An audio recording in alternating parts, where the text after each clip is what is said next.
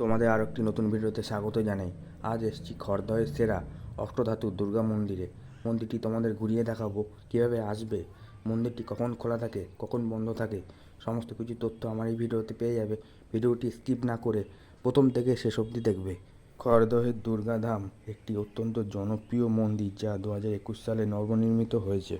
মন্দিরটি সাধারণত প্রতিদিন সকাল 6টা থেকে দুপুর 1টা 30 পর্যন্ত খোলা থাকে, আবার বিকেল 5টা থেকে রাত 9টা পর্যন্ত খোলা থাকে। এটি খড়দহ অঞ্চলের অন্যতম এবং আধুনিক স্থাপত্যশৈলীর মন্দির।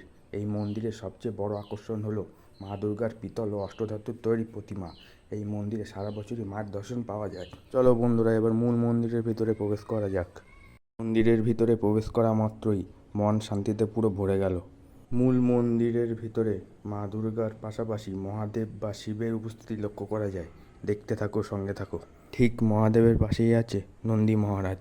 বন্ধুরা, খড়দহ স্টেশন থেকে নেমে মাত্র 2 থেকে 5 মিনিট দূরে এই মন্দির। শিয়ালদহ মেন শাখা যে কোনো লোকাল ট্রেন ধরে এই মন্দির আসতে পারবে।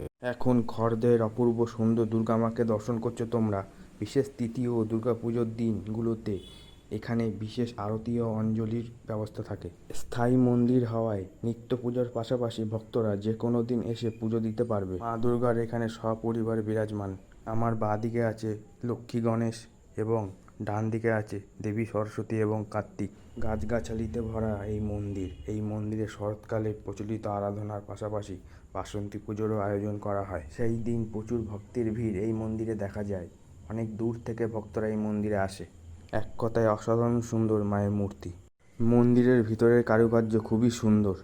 অসাধারণ বললে কম বলা হবে, এত সুন্দর এই মন্দিরটি। খড়দহের খুবই জাগ্রত এই দুর্গা মন্দির। মন্দিরের পরিবেশ খুবই শান্ত এবং মনোরম। সপ্তাহে একটি ছুটির দিন এই মন্দিরে এসে ঘুরে যাও, ভালো লাগবে। মন্দিরের বাইরের দিকটা যেমন সুন্দর, মন্দিরের ভিতরের দিকটাও খুবই সুন্দর। ভিডিওটি ভালো লাগলে চ্যানেলটিকে এখনই লাইক, কমেন্ট, শেয়ার এবং সাবস্ক্রাইব করে দেবে।